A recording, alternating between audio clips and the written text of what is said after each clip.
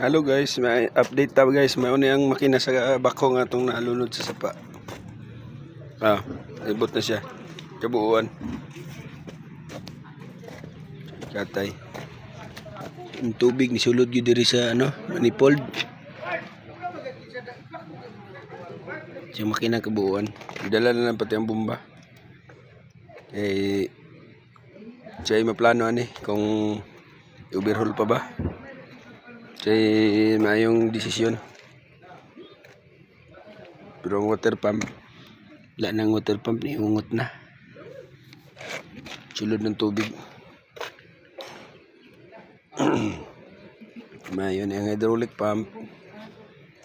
Tama na sulod po ang tubig. Kaya nangalangkat mo ang tubo sa ilalom.